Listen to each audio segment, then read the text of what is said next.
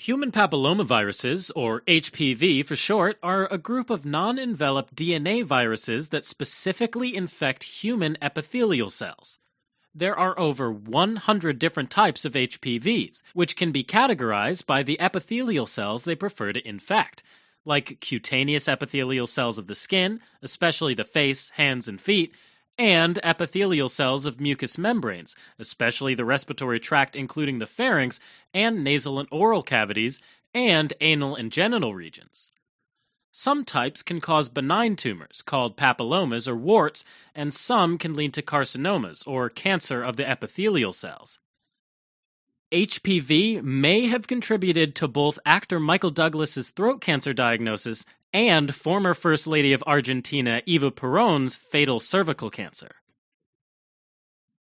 Epithelial cells line the outer surfaces of organs and blood vessels and separate the interior of the body from the external world. They primarily serve as a protective barrier to invasion by pathogenic bacteria, fungi, parasites, and viruses, and to water loss. In locations like the skin, anus, genitals, and respiratory tract, they can be stratified, having more than one layer of epithelial cells. At the base, the layer closest to the interior of the body, these cells are less mature, rounded stem cells, also called basal cells. Basal cells divide and replenish all the cells found in the epithelium. As the basal cells divide and mature, they move toward the outermost layer, flattening out and becoming more squamous-shaped in appearance. Once they reach the top layer, these mature, flat cells are exfoliated or shed from the epithelium.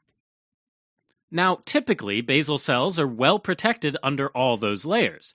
But if there are abrasions or cuts in the epithelium, HPV can gain access to and infect the basal cells. Once that happens, HPV can replicate with or without being incorporated into the basal cell's DNA through the activities of two particular viral genes called E6 and E7.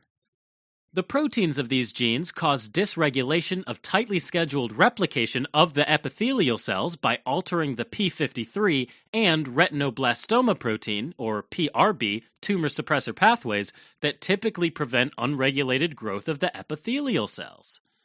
In this way, HPV causes uncontrolled replication of the epithelial cells, forming warts, and disrupts the normal structure of the epithelium, forming lesions.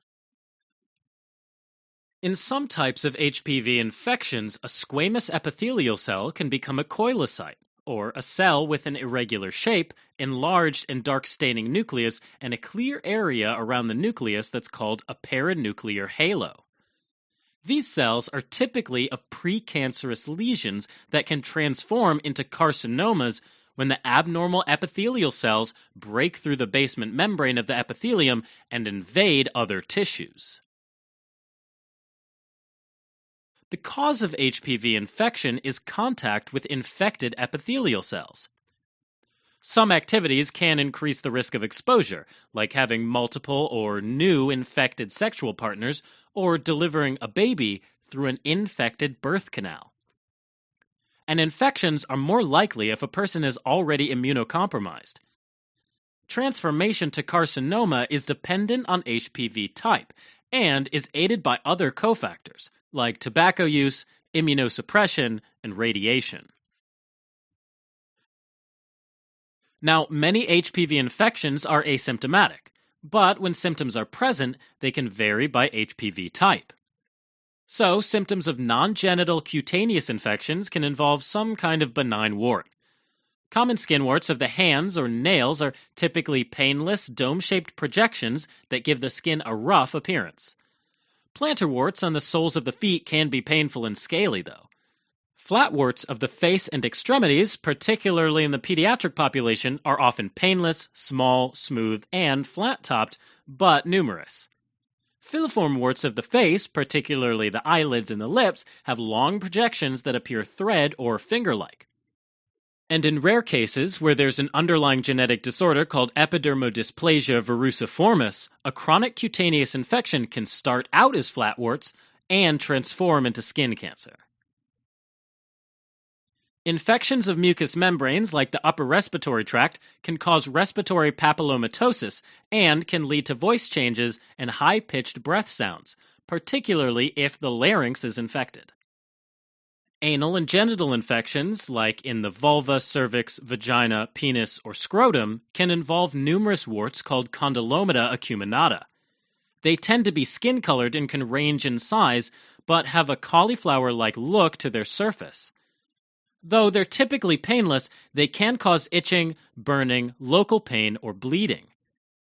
Now, HPV types 6 and 11 are responsible for the majority of laryngeal papillomatosis and genital warts, but they're considered low-risk HPVs because they don't tend to progress beyond warts. But high-risk HPV types like 16 and 18 have a high risk of transforming into cancers of the cervix, vagina, vulva, penis, anus, or upper respiratory tract over 1 or 2 decades. Warts are used to diagnose HPV, particularly in cutaneous infections. Infections of mucous membranes may require additional interventions to visualize epithelial cells. An endoscopy, a tube with a camera at the end, may be needed if an infection of the upper respiratory tract is suspected. And regular pap or acetic acid tests of the cervix after 21 years old, even if symptoms are subclinical.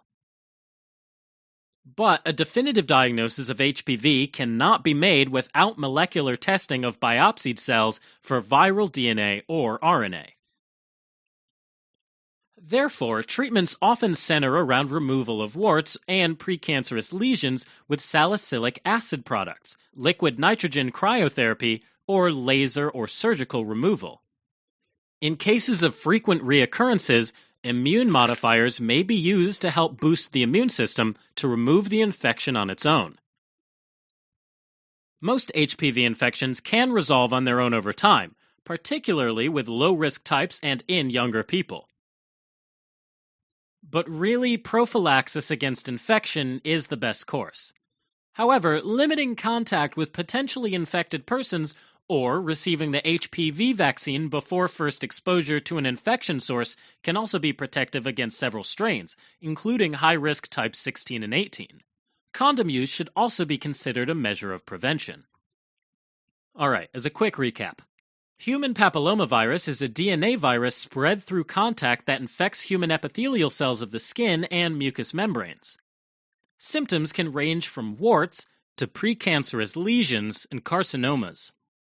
Definitive diagnosis can be made molecularly, and treatment can range from allowing the immune system to clear the infection to mechanical or chemical removal of infected cells.